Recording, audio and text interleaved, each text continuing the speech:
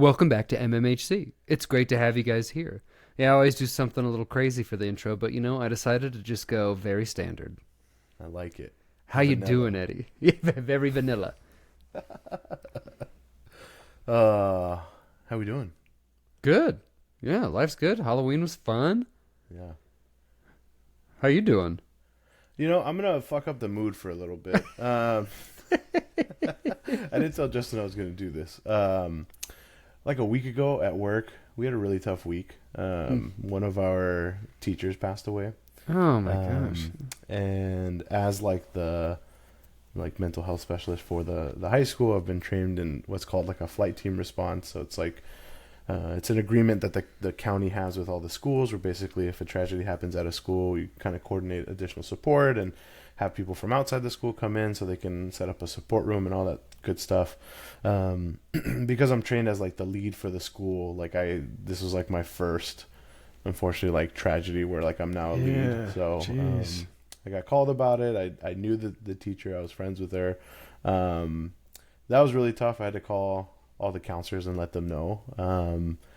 And yeah, it was really tough, but I just wanted to share because it was a shitty experience in terms of losing somebody. But I think if I want to find any positive out of it, it's just how well the counselors and our coworkers work together to kind of not move past it, but work through it, and help support the kids that were impacted and help support each other. And we got a lot of really positive feedback from the district, and I chuckle because it's a flight team response is not something you want to be good at. Yeah. It means you're doing it a lot, but I don't know. It was helpful to stay busy and doing that. And I was at work a lot last week, just getting there early, setting stuff up. We went in over the weekend to finish setting some stuff up, and it was just a lot. And I wanted to share it and I guess dedicate today's episode to Sheila Hurley, because she was really cool. She was really special to a lot of our kids, and she was our one English as a second language teacher for the high school and the middle school. So she knew kids at both schools, so it impacted a lot of people. So yeah, I just wanted to share that. Well, thanks for sharing. And what a horrible thing. I'm sorry that happened, but in a way, I'm glad you were there because, man, I'm sure they really needed you in the aftermath. Fuck, man, I needed my coworkers. They could help me a lot just to know that I was working a lot, but it was for them and for the counselors and for the people that knew her and all of that.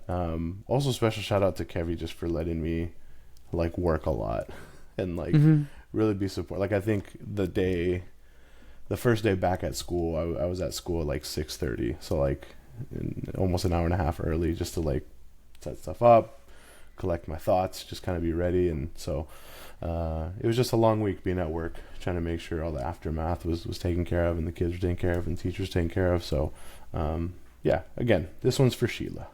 Yeah, this one's for Sheila. Well, for Sheila today we have ADHD, and this is a topic that I think is very interesting because one thing that we hear about a lot in our culture is that ADHD is on the rise. That a couple of decades ago, hardly anyone knew about it, and now it seems like more and more people are getting diagnosed, people are getting put on medications, and so we wanted to discuss it today, maybe go through some of the research. We'll start off with a mindfulness moment. How do you feel like your attention span has changed over the years? Okay, another vulnerable moment. I was thinking about this as we were getting ready. There are some times where I worry about my memory and my attention span, and the immediate first thought is what damage did football do to my brain? Whoa, and I worry about it, but then where I start to remember, tell myself I'm probably okay, is that when it's stuff that I get told immediately, and then if I'm not giving it my full attention, that shit is just in one ear out the other, and I know it's not helpful, especially when I should be paying attention to stuff, but it's something that I know if I pay attention to it and I'm really semi-focused, I'll remember it. It's just when it's something that I'm not fully paying attention to. So that at least gives me a little bit of hope of okay, no, it's just my attention. It's not necessarily anything with my memory, because there's things that I remember. There's just random shit that I remember, 2000s hip hop, R&B lyrics. Like I got that. Stuff to do with like school, sport. Like there's just things I remember. It's really my attention. So I have to remind myself that my concern can be my attention, not necessarily my memory. But I think it has changed. I mean, I think we're so used to grabbing our phones at any second where there's like nothing going on, looking at some kind of media. Like we are just not a focused group of people across the board, generations. Years ago, I would hear like my parents tell me like, get off my phone or on my phone too much, but now I see them and they're on their phone too. So it's like they're just going through social media. So it's not just us, it's not just the generation below us, it's the ones above us too. So I think our attention has changed a ton. I think we're stimulated all the time, from the time we wake up to the time we go to sleep. And I think it would be, I don't know how many people are safe from not having their attention span like impacted. Totally. And I remember seeing things at a younger age where it was like, oh, cartoons are shorter and shorter screen or shot length, and everything in our society is made to just get your attention real quick, sell you something, and then move on. I feel like my own attention span has changed a lot, and I do think it's largely because of my phone. My wife and I watch a lot of football, to stick on that theme. And the Broncos just snapped their 16-game losing streak to their rivals, the Chiefs. So shout out to the Broncos today. But I noticed that like anytime I'm doing something, I mean, I check my phone at least 100 times a day. I'm constantly looking down. Yeah. And it's just, I feel like I cannot sit still. Like I constantly have to be checking my phone or doing something. Like if I'm not doing something, my mind just goes, okay, phone. And so I know I did the TED Talk about phone addiction. I'm a big advocate for phone addiction stuff. And a big part of that is because I've seen a lot of this in myself. And it scares me how much it has changed my brain functioning in just a few short years. Yeah. There's like a, is it meme trope like that when people are at a party, they'll like stand there and like pull out their phone and they're just like staring at their phone. Yeah. And then when it like does like a zoom in of what the person's looking at on their phone, they're just like shifting through like the weather app, like refreshing their email. And it's like, it's funny because I remember I definitely did that before, like at a party, if like I wasn't talking to anybody or didn't know anybody. And I think that like really speaks to how much like we feel like we need to be preoccupied with something. Like it's not just okay to stand there and take in the sights and sounds and probably smells of like a party and like just enjoy the moment. We have to be preoccupied with something. So I think I mean your TED Talk is crushing it, first off, but like your TED Talk does a great job of talking about it, and it's something that you and I both see in both of our work experiences, like day to day working with kids and teens. Totally. Yeah. Speaking of the TED Talk, it hit 170,000 views. I cannot believe it. That is nuts to me. Like I'm from a town of 60,000 people, so the fact that it's like almost tripled that is just wild to me. So it's so Everyone's cool. watched it 3 times. Yeah, everyone in Cheyenne, Wyoming, kicking butt right now. Eddie, you got any stories for me that you want to tell me about ADHD? I know we've already told a couple, but yeah.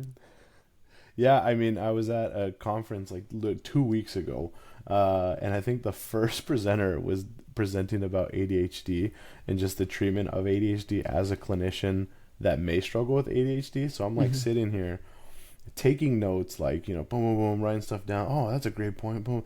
And just really finding myself like, damn, I might have ADHD. Like this is like, and not just like in a, I don't know, I guess if it's a self-diagnosing way, like I kind of like, I would know, right? Like I don't know.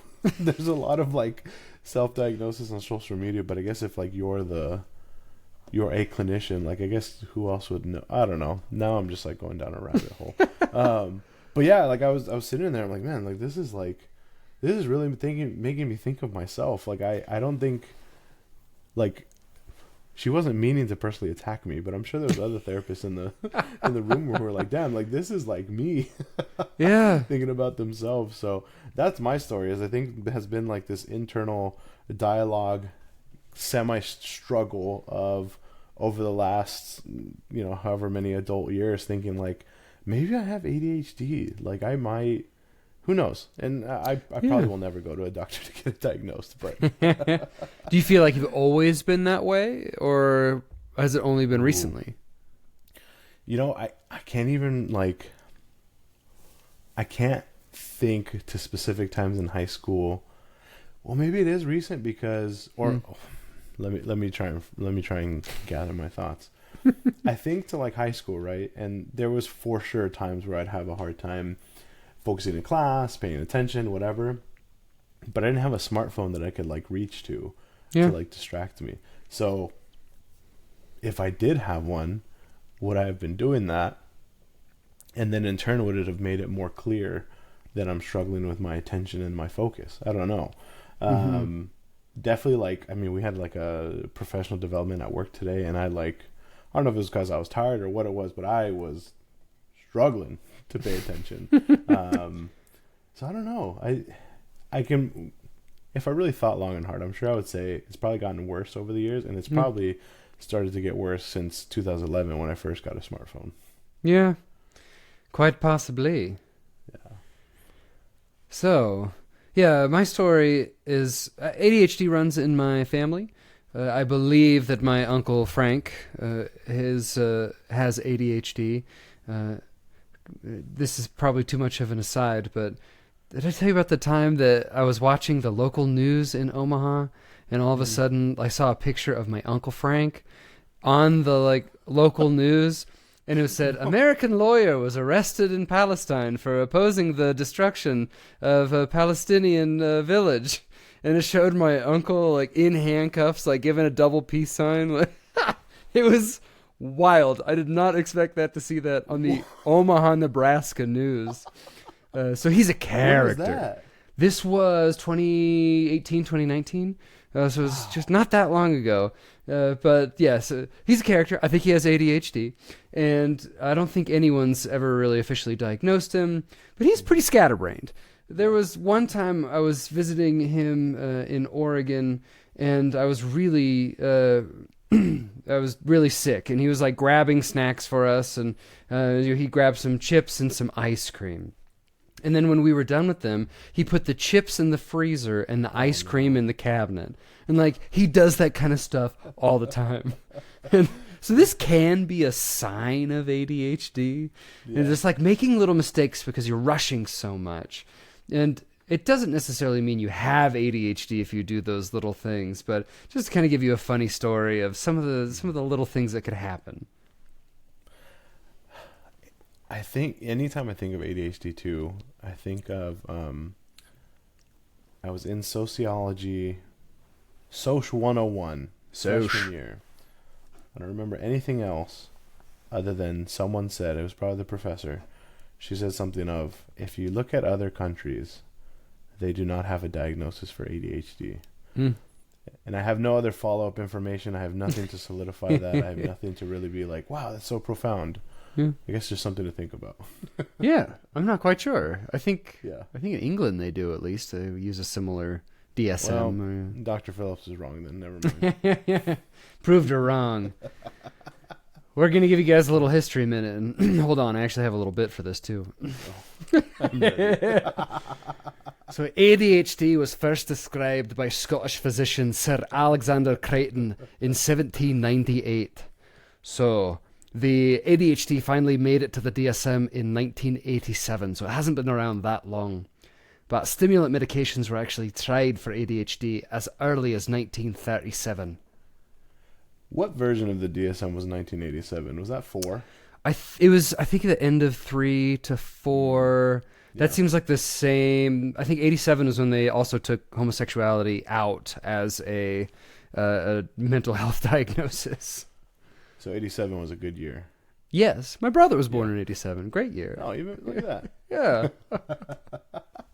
Yeah. Shifting over to some stats and facts from Psychology Today. I just used Psychology Today, actually. Me too. Yeah. I used Psychology Today to help a student find services. So thanks, Psychology Today. In the 90s, the estimated prevalence of ADHD was about 6%. In 2016, this number jumped to 10%. So the rise is largely thought to be due to less stigma around getting help, greater awareness, and greater understanding of female ADHD. That is a great point, because that was going to be my next point. You brought it up earlier. Is ADHD more of a thing because like people are more aware of it? Is it really just increasing? Like people are just like more impacted by their environment, so they're like developing ADHD? Probably both, right? But I think it is important to think of like there's a reason why we have more diagnoses of certain things. It's not all just because our kids are soft or something's in the air or the 5G is fucking with us. It's because there's just like more understanding of it and people are more aware. The female ADHD part I think is really important. I did a presentation over the summer to some of our staff just of like mental health things to be aware of in schools. And when I talked about ADHD, the like stereotypes or the generalizations is that there's the three kind, right? I don't know if we're going to talk about it later, but the three kinds of ADHD, there's inattentive, hyperactivity, and then combined type. Oftentimes, or like the assumption is that if a boy is diagnosed with ADHD, they're like the hyperactive one. They're the one that's bouncing off the walls, blah, blah, blah, blah. Whereas for females, they tend to be diagnosed with the inattentive type, but then because because people generally will like not consider ADHD to be like a female or girl diagnosis, they won't even think about it as a diagnosis. So oftentimes girls will get undiagnosed for a long time. Mm-hmm. When they're undiagnosed, they start to think like, well, something is wrong with me, but it's not something like easily describable. So if something's wrong with me, that can lead to lower self-esteem. You have lower self-esteem, you can develop other things like anxiety and depression. So really important things to think about. Totally. I always like to think of it as like young boys who are hyper. They're going to get the attention of their teacher because they won't sit in their seat. They're bothering other people. They're getting in other people's business. But young girls, they don't bother anyone. They're just struggling in their own mind to actually focus. And so that's a big reason why girls have largely gone undiagnosed and still do. Yeah. Some other like things to notice, like if people have kids that go to like parent-teacher conferences and things like that, is I feel like the kids that end up diagnosed with like hyperactive type are the ones that are like, oh, we always move their seat and they always find a friend to talk to, or like shares out a lot without raising their hand, things like that. Yeah. And I just realized we probably should be calling it Lady HD. Oh my God.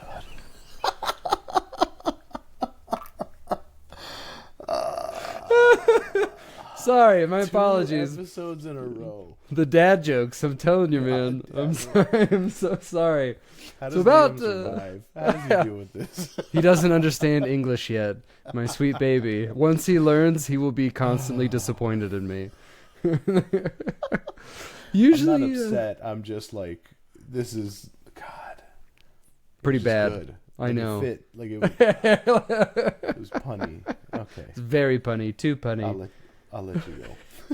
Usually about 60% of kids with ADHD will have it persist into adulthood at some form. Usually gets a little bit better. I always learned the rule of thirds. Like a third of cases will resolve, get completely better. A third of cases will get a little bit better. And then a third of cases will stay about the same into adulthood. For adults, there was a 123% increase in ADHD rates in just the time frame from 2007 to 2016. Damn. That's a lot. That's a lot of ADHD. And good. And it's just one of the reasons why,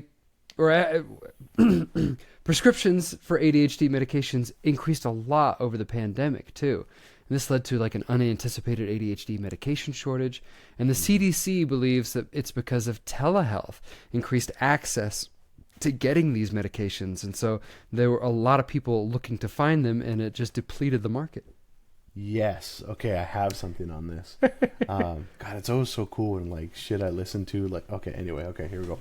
I can't remember what podcast. I think it was The Journal, but I might be messing that up. Last year, actually, they did a 4-episode series on telehealth, like mental health telehealth services.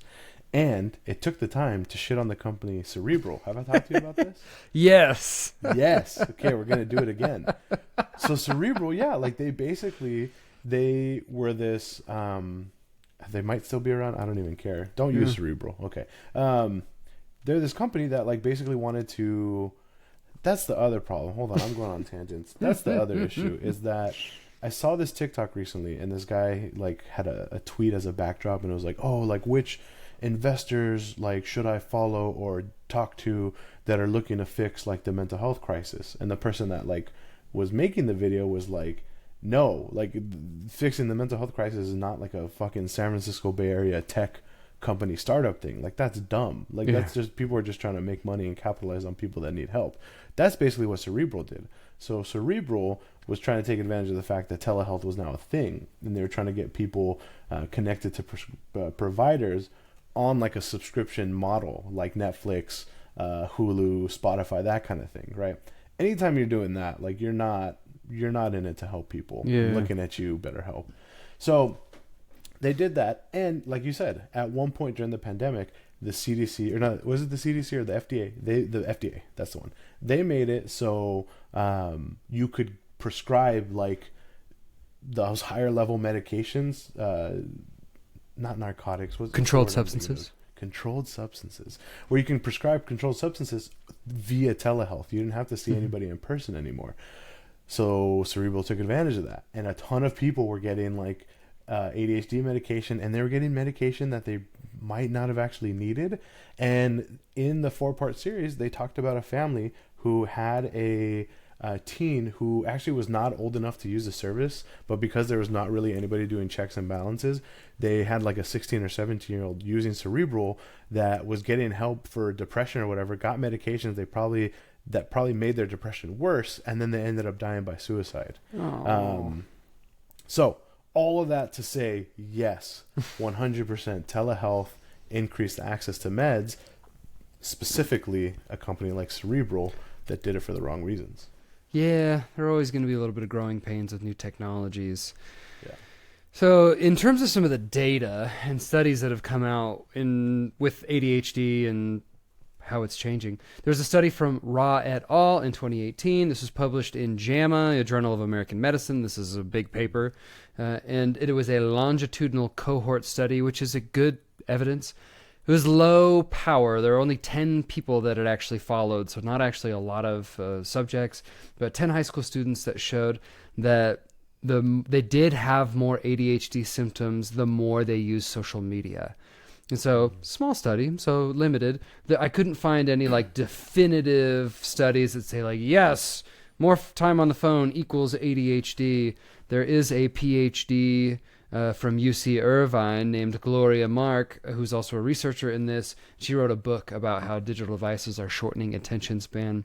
So we don't have like any for sure data, but a lot of people are starting to realize like, yeah, phones are shortening our attention span big time. Yeah. I was thinking of one thing you thought of. It triggered like a connection, something you've talked about before too, where not only does like the use of social media like potentially like increase your having like ADHD symptoms, but the other thing that it increases is like there's a higher chance that someone that uses social media has like lower self-esteem, develop these other symptoms like from depression and anxiety. So really, as much as we've talked about, like social media is bad. Yeah. It's not good for our kids.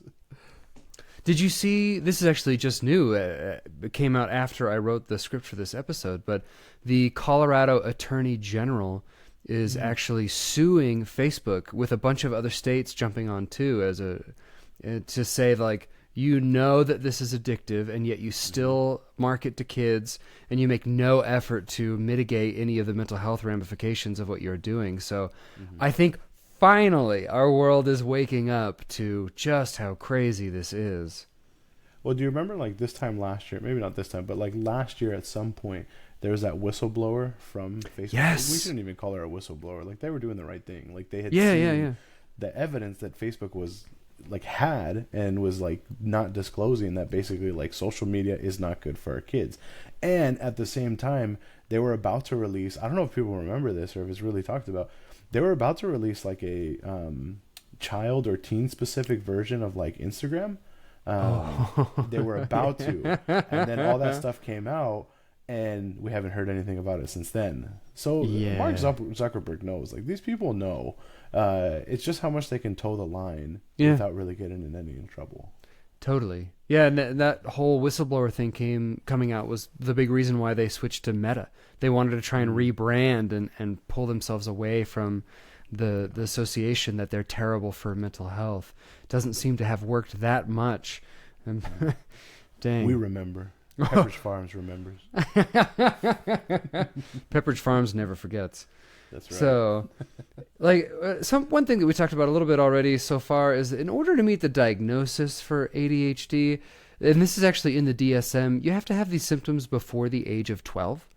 So I think that's a really interesting thing, that a lot of adults who are coming in for ADHD and they say like, oh yeah, I was like fine as a kid, but I mean, this is adult onset ADHD, which is a really controversial topic to say like, is this really real? Is this caused by our society? We don't know for sure yet. It's still kind of up in the air as to whether or not adult onset ADHD is real.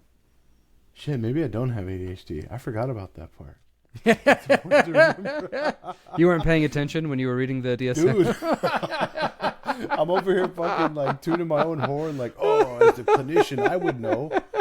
Obviously the fuck not, dude. Hey, it's impossible to remember everything in the DSM. But I have met a lot of a lot of young adults, or even middle-aged adults, who say like, yeah, I always had this going on. I really struggled in school. My parents were very anti-medicine. And then we do get them on ADHD medicines, and then they're able to go to school, they're able to pursue their goals, and they do it really well. So, yes, adults can have ADHD, but the adult onset ADHD is a little bit of the controversy. It is not agreed upon in the medical world. Yeah, what do you think about it? You put your thoughts out there.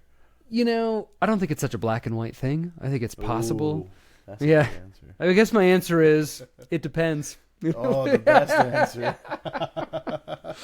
Yeah, I do think like the childhood onset ADHD is what has been studied the most. That's what we know about. But I'm always open to the possibility that our society is giving us things that we don't really know anything about yet, and we need to study it a lot first. Mm-hmm. Yeah. What are some things that, like, this is a good word, masquerade as ADHD? Yes. So masquerading, like to put on a mask and pretend you're something else. I have a lot of young people I see who with like really bad depression and anxiety, and they score really high on inattentive ADHD. And then you treat the depression and anxiety and they get a lot better. So there's a lot of mental health things that can look like ADHD, and that's why it's really important to see someone who knows what they're doing, usually like a mental health professional. Because if you go into any old Joe Schmo doc and say like, hey, I can't focus, like there's a lot of things you want to look into first to make sure it's not depression, it's not anxiety, it's not vision issues or hearing issues, because that can also look like ADHD too. I even had a really interesting case in Omaha that I actually wasn't necessarily a part of, but I helped write up the research paper on it. But it was something called Alice in Wonderland syndrome, which is wild. I had never heard about it before until this case. But this girl was having migraines, and it was messing with her visual processing center in her brain. So she was like seeing things that were out of proportion.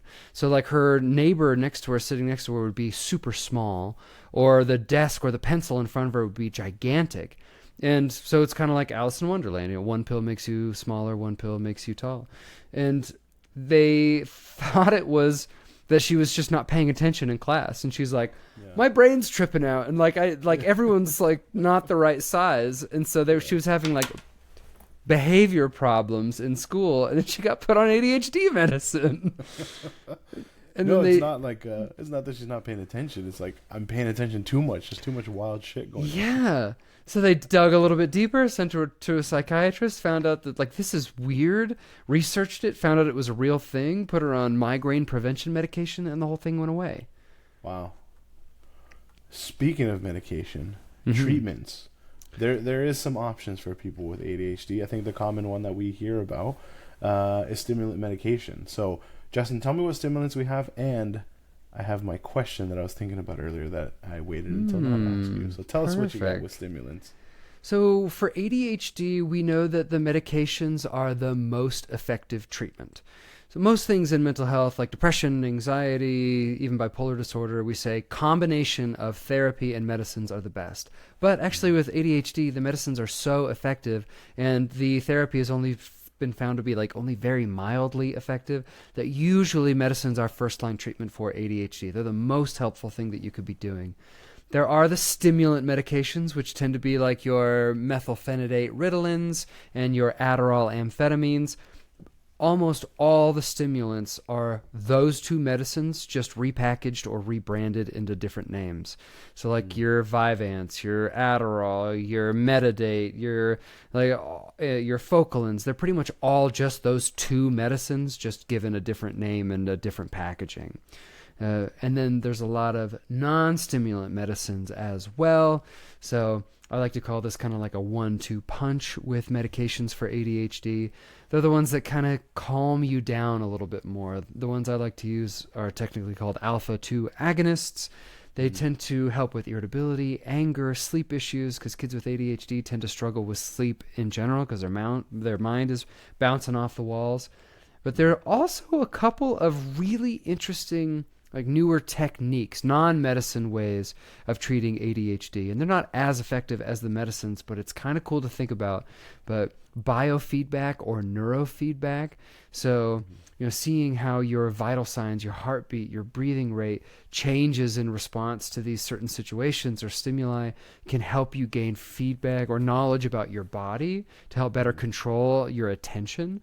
And there's even a video game called Endeavor RX, which showed to have improvements in attention span. So I think we're trying to find different ways as a society to improve attention span, and I think that's pretty cool. Yeah. Okay, now my questions before we get to the other questions. Okay, stimulant medications, right? Not everyone has access to a doctor or has insurance to cover those kinds of things, and like just prescribed medication is not always an option. I have heard, I haven't told anybody like, yeah, do this because that's not my job, but I've heard for some people consuming caffeine can have a helpful effect on people who may have ADHD but are not medicated. What are your thoughts? Yes. That's actually one of the things I like to ask. Yeah. Short answer? Hell yeah. Yeah, you're right. They're all stimulants. They all kind of do a similar thing to your brain. And that's one of the things I like to ask kids if I'm evaluating for ADHD. I'll say, like, when you have caffeine, what does it do? Does it make you like have a bunch of energy and bounce off the walls, or does it slow you down, give you attention and focus? And most of the kids with ADHD say, yeah, I feel so much better when I have caffeine. I can calm down, I can focus.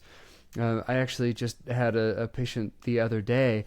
There was the Adderall shortage that happened, and they couldn't find any of the medicine anywhere. And so they literally called the school, and they were like, give him a Mountain Dew at lunch. Trust me, you're going to want to give him a Mountain Dew at lunch. Yeah. And they said it helped. So I don't know of any like hard and fast data that says like we tested caffeine because most like caffeine is readily available. You cannot patent it, and companies typically don't want to do research on things that they can't patent and make money off of. But yeah, I think you're right. Caffeine is a stimulant, and a lot of people with ADHD. Even my Uncle Frank, Uncle Frank will pound like 3 cappuccinos in a row, just tons of caffeine, and just crank out a ton of work. That's how he like gets a bunch of stuff done. So yeah, it's a real thing. Okay, are you guys Italian at all? Have we talked about this? I don't know if we've talked about it, but technically, yes, we are Italian. Just because I think of Uncle Frank. Hey, Uncle Frank. Hey, Uncle Frankie. Francesco. Okay, that's all I had for that. Okay, so there has to be, and I'm pretty sure there is an age, correct, for like how old someone needs to be before they can start to take these medications, right? Yeah, it's usually like 5, 6 preferably. I have had a couple people who are just so intensely hyperactive and that they're like running into the street. They're so impulsive they can't handle themselves that we'll start medicines like as early as 4. But yeah, 5 or 6 is typically what we say. What can a family do then if they maybe have a younger child that hasn't reached to 5 or 6 to maybe help with some of the symptoms, not using prescription medication, but something that could be available for them? It's so hard. It's really hard. There are some therapies like spot. Yeah, well, this is my whole job, so I'm used to this. Like PCIT, like different therapies to try and learn how to handle and get your kid to listen to you a little bit better. Some different parenting strategies, being very preventative and just making sure that they're safe, they have no access to do anything, making sure that they can't run into the street or do anything impulsive like that. But it's tough. It's really tough to have a kid with really bad ADHD and they're too young for meds. Yeah. Side note, PCIT, for those who don't know, parent-child interaction therapy, is actually pretty cool. If they are doing it correctly, there should be parent has a headset, therapist has a headset. Therapist should be watching behind like one of those glasses where you can only see in one way, and they basically help coach a parent through like situations with their child to learn how to best like support and work with them. So the more you know. It's pretty cool. Yeah, PCIT is like one of our most effective behavioral therapies for young people aged 2 to 7. Yeah. So here's my last question on the medications. Concerta, what is that one? Concerta is a methylphenidate, so like Ritalin, that has both immediate and long-acting forms. So you get a little shot of the medicine right when you take it, and then a little shot of the medicine probably about 5 hours later. So, okay, that's not the one I'm thinking of then. Is there one, you said non-stimulant medications, the something 2 agonist, Yes. XYZ, which I feel like I'm correct me if I'm wrong. Like, this might just be, I might have made this up. I feel like I heard, like a nurse practitioner had told me that we had like a mutual client who was on like medication for ADHD, but it wasn't a stimulant. It was basically a blood pressure medication or something to help calm. Oh, is that correct? Bingo. Yeah, that's the alpha-2 agonist. Those are old blood pressure medicines that they notice just help calm people down, give them a little bit more focus. So it's like your guanfacine and your clonidine. That's what it is. Yep. I use those all the time. They're really useful and really helpful. And they're a little less side effects than using the stimulant medication. They're pretty useful. Yeah. Dude, it feels so cool to know shit and then for you to agree with it. Okay, last thing. I'm just like getting all my questions out. This one might be made up. Is there an ADHD medication that has an unfortunate side effect for young males? Are you talking about boners or... Repeat that. Are you talking about boners, erections, or... Yes. Or painful ejaculation. Oh, yeah. I actually did like a research paper on this where, yeah, stimulant medications can have weird side effects. Like, historically speaking, we always thought that stimulant medicines like made you more sexual, which can be true, but not all the time. It can make you have more sexuality, less sexuality. It can mess with your orgasms. It can make you have random, spontaneous orgasms. Those are all pretty rare side effects, but they can happen. All right. I knew some stuff. Okay, let's hop into the other discussion questions. Justin, what are your thoughts? Influencers, how have they muddled, whatever word we want to use, the waters around ADHD? Yeah, one thing I've noticed with like influencers and ADHD is they'll talk about themselves and speak as if it is ADHD for everyone. So be like, oh, I'm like this. This is what living with ADHD is like. And then they'll say something that's very specific to them or not really associated with ADHD. And then so kids watching that who don't know better, they're like, ooh, I do that too. And I must have ADHD, but it's not really a part of ADHD. So that bothers me with what influencers are doing. But it gets a lot of clicks. I've seen this one guy who will constantly call out ADHD coaches. So yeah. People who are like not trained professionals. They're just like people who like live with ADHD. And like that's like super not good. Like I know like access to care is like not the greatest, and also like don't pay a quote ADHD coach a bunch of money for them to tell you what works for them, because that's really, like you said, like that's really what ends up being, like they end up just telling people what works for them, and then people who are struggling pay them all this money and then they don't actually get anything helpful. So yeah, social media is kind of like fucked up a lot. That's like the side point for today. Yeah. Social media has messed up a lot of stuff. And are there any other things that you can think of that you think might be contributing to ADHD other than media, social media? Yeah. I know you have two things that you want to talk about, so I'll let you talk about those. So I'm just going to riff these off the top of my head. Yeah.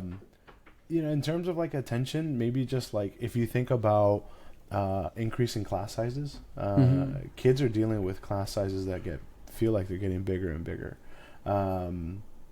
The idea that they're living in a always negative world, so you're always on edge, you're always thinking about something else. Those are two things that come to mind for me of like what can be impacting our kids like silently that they're not talking about. Totally. Yeah, there's so much going on, and there could be a lot of things looking like ADHD, like depression and anxiety are up. We know that, and so that makes sense. That it just looks like kids are struggling with focus and inattention from that. Like if you're constantly worrying, which is ADHD or which is anxiety, yeah, it looks a lot like ADHD because you can't focus on anything.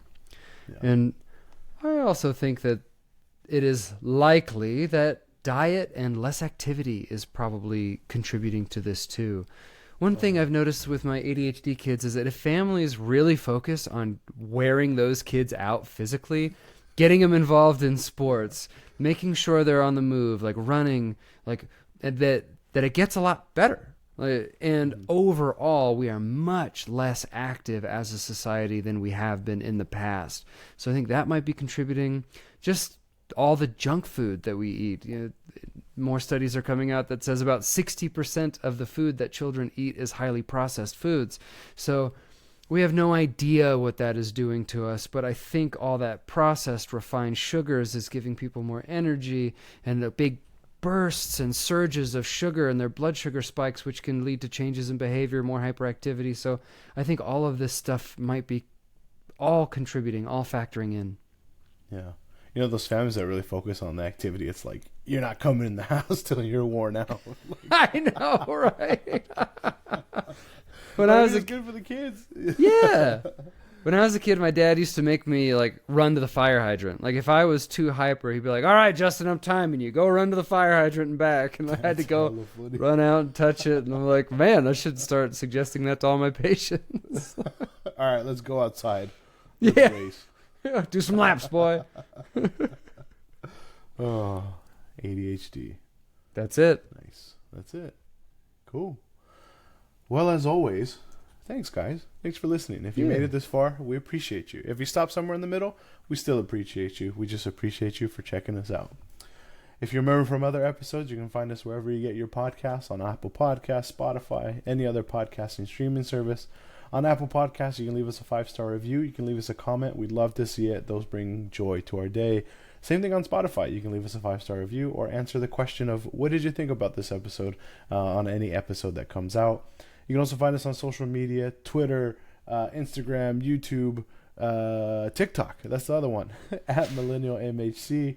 Thank you guys always for supporting. Justin, thank you, my friend, just for being you. And as always, take care of y'all, man.